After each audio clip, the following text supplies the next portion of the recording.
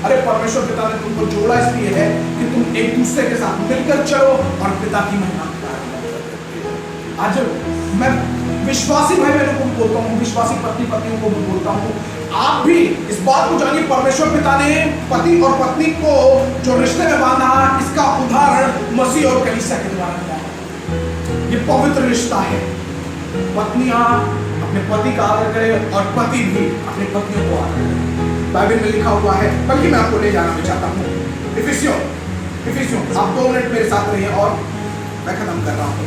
इफिसियों 5 अध्याय उसके 22 पद से लिखा हुआ है। इफिसियों 5 अध्याय उसके 22 पद से लिखा हुआ है, हे पत्नियों अपने अपने पति के ऐसे अधीन रहो जैसे प्रभु के। ओ गॉड, क्या कह रहा है? प्रभु के जैसे अधीन रहते हैं आप, उसके समान पति के भी अधीन रहना है। यदि आपको लगता है कि आप परमेश्वर पिता को प्यार करते हैं, अपने राजा, अपने दाता, अपने मुक्तिदाता को प्यार करते हैं, हमारे प्रभु यीशु मसीह को जो हमारा दूल्हा है, हम उसको प्यार करते हैं, उसको आदर देते हैं, वैसे ही अपने प्रभु यीशु मसीह के बाद अगर पत्नियों को आदर करना है तो पति का आदर करना है। और कह रहा है क्या? क्योंकि पति पत्नी का सिर है, जैसे कि मसीह कलीसिया का सिर है और स्वयं ही देह का उद्धार करता है। आपको मालूम होना चाहिए, पत्नी को ये मालूम होना चाहिए, पति क्या है? मेरा सिर है, यानी मेरा आदर है। पत्नी जब भी पति के सामने आती है, अपने परिवार के सामने आती है, अपना सर ढकती है, क्या ये बताती है कि मुझे आपका आदर है, मुझे आपके प्रति सम्मान है। ये आदर को दिखाता है। फिर क्या कह रहा है?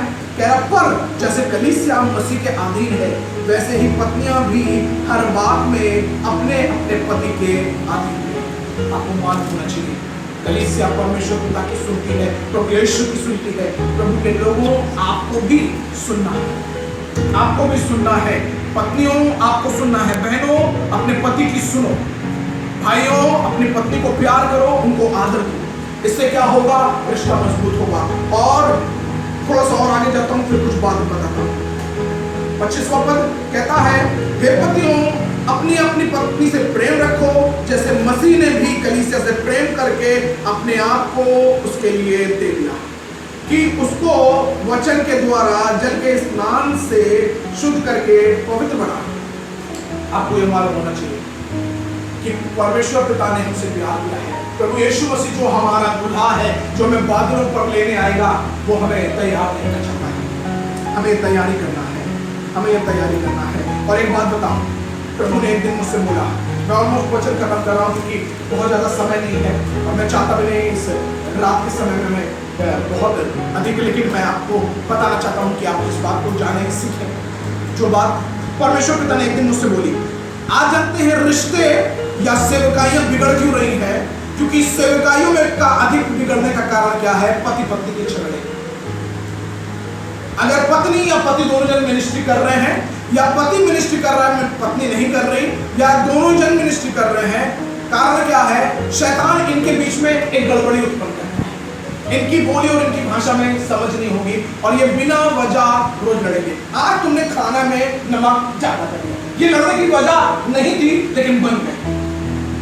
इतनी देर से आ रहे हो? अरे घूम के थोड़ी आ रहा हूं, काम से आ रहे हो। अच्छा, हम लोग के लिए समय नहीं। ये झगड़ने का कारण, और ये जानते हैं शैतान को बढ़िया मालूम है, पति पत्नी के बीच में झगड़ा हुआ, घर में प्रार्थनाएं बंद हो जाएंगी, और जिस दिन प्रार्थना बंद हो गई तो घर का काम बंद। बच्चे अपनी दिशा पकड़ लेते हैं, पति पत्नी अपनी दिशा पकड़ लेते हैं, बात नहीं कर रहे, नाराज है, किसी मतलब नहीं रख रहे। मैं ये बातें क्यों कर रहा हूँ? आपको मालूम है प्रभु के लोगों, परमेश्वर पिता ने आपसे प्रेम किया, परमेश्वर पिता आपसे प्यार करना चाहता है। और मैं एक बात कहना चाहता हूँ, थोड़ी देर अपने आप को उस गंभीरता में लेंगे, क्योंकि परमेश्वर पिता ने ये जिम्मेदारी प्रभु के लोगों को कलीसिया को सौंपी है कि रिश्ते बिगड़े न पाए। अगर आपको लगता है कि आप पत्नी हैं और आपको लगता है कि पति आपसे जबरदस्ती झगड़ रहा है, प्रभु यीशु के नाम में उसको माफ करिए और कहिए, मैं आपको प्यार करती हूँ, आदर करती हूँ। मैं नहीं चाहती कि हम प्रभु के काम को बिगाड़े, उस आदर को बिगाड़े। हम प्रभु की सेवकाई करने के लिए एक साथ हैं, इसलिए हम वही करेंगे जो परमेश्वर पिता हमसे चाहता है। प्रार्थना करिए। अगर पति है आपको ये मालूम होना चाहिए पत्नी किसी बात से नाराज है, किसी बात से उलझन में है, बेचैनी में है, तो सोचो वो तो अपना परिवार, अपना घर छोड़ के आपके पास आई है, आपके भरोसे में। आप उसे प्यार करें, आदर करें और अपने पास उसको रखें, उसको आदर दें। परिवार में जब प्यार होगा, सच बताओ, परिवार सामर्थ्य होगा, और जब परिवार में प्यार और सामर्थ्य होगा तो निश्चय परमेश्वर पिता के अद्भुत काम प्रकट होंगे। आज मैं उन सेवकाइयों को जानता हूं जिनमें प्रार्थनाएं नहीं थी, परिवार टूट गए, बिखर गए, सेवकाइयां बर्बाद हो गई। लेकिन आज उन परिवार को भी जानता हूं जो पहले परिवार बर्बाद थे, प्रभु यीशु को जानने के बाद, विश्वास करने के बाद आज वो परिवार चमक रहे हैं, आज महिमा का कारण बने हैं, आज लोगों के बीच में सेवकाई कर रहे हैं, और पता नहीं कितने लोगों को प्रभु यीशु का सुसमाचार सुना के, कितनी बहनों को, कितने भाइयों को प्रभु का सुसमाचार सुना के उद्धार के कामों को उनके जीवन में शुरू कर दिया। जिनके परिवार में निराशाएं थी, आज उनके परिवार में आशा की बातें हैं। निराशा को परमेश्वर पिता ने हटा दिया। जानते कैसे? सिर्फ प्रार्थना के द्वारा, सिर्फ प्यार और संबंध के द्वारा।